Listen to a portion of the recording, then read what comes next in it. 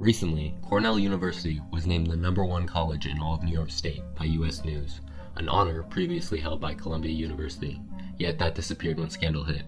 Cornell undeniably has a beautiful campus, but behind the stunning 19th century architecture lies a deep well of dark controversy. Cornell's history of controversy began over 150 years ago with the founding of the university. Perhaps one of the most well-known figures in Ithaca's history, Ezra Cornell, allied with the US government and founded the university using money made from indigenous land that was taken using treaties, land cessions, and seizures.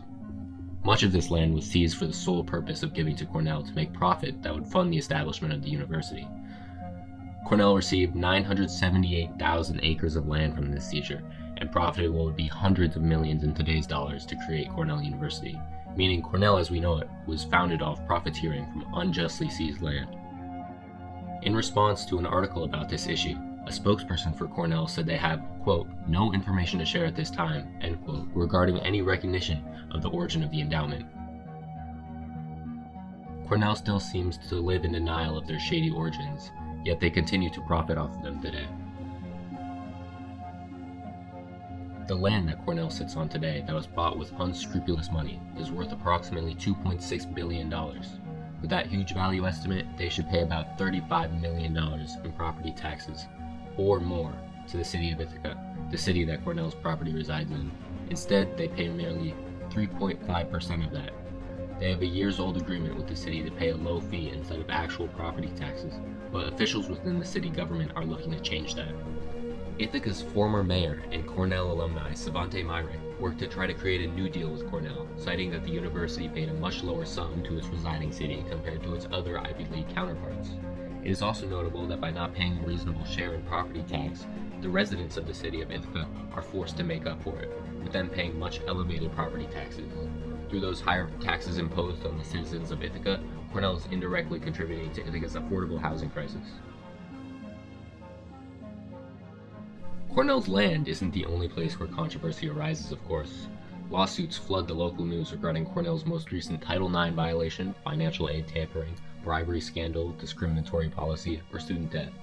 Cornell has faced suits for disability bias, gender bias, tampering with financial aid packages, as well as conducting biased Title IX investigations and negligence around hazing and student frat and party cultures.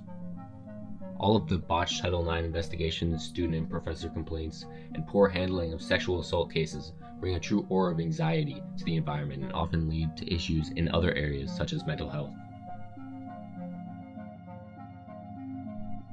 Cornell students often pride themselves on their active party culture, yet look past the surface and uncover the true terrifying culture that lies beneath. Drinking disorders, sexual harassment, sexual assault, hazing, and deaths all occur as a result of this culture. According to Cornell's own webpage, 77 student organization hazing violations have occurred since 2004 alone. Yet these are only the recorded violations, so it is unknown how high the number of hazing violations really is. It is known, though, that some instances of hazing have even led to death of students, some of which Cornell is still being sued for their negligence around the culture to this day. Cornell demonstrates itself to be dangerous in terms of sexual safety, as sexual harassment is near commonplace at the campus. According to a survey, 44% of all students and 61% of female undergraduate students say that they have experienced sexual or gender-based harassment at Cornell. These shockingly high numbers, as well as the lack of meaningful action and response, leads us to see Cornell's inclination to avoid solving the issue, instead just sweep it under the carpet. Further into the dark present of Cornell University is its apparent negligence of mental health. As of 2020, approximately 42% of students were, quote, unable to function for at least a week due to depression, stress, or anxiety, end quote, bringing into serious question Cornell's ability to care for the mental health of its nearly 26,000 students. The current mental health care institutions at Cornell have a history of turning away students seeking support, claiming they, quote, just need to manage their stress better and that they don't need therapy, end quote, despite having other counselors disagree with them. Setting up appointments with these services can also take months. When a student called to make an appointment in August 2021, they were told to wait until December for an appointment. This is often attributed to understaffing the department, but it is important to note that things like mental health can't wait months. Sadly, one of the issues Cornell is known for is its history of having students take their lives on the campus and in the nearby gorges. One student remarked that, quote, "Before I knew much about Cornell, I knew Cornell was the school with the nets under the bridges," end quote. And, quote, "You can tell there's something tangibly different on this campus," end quote.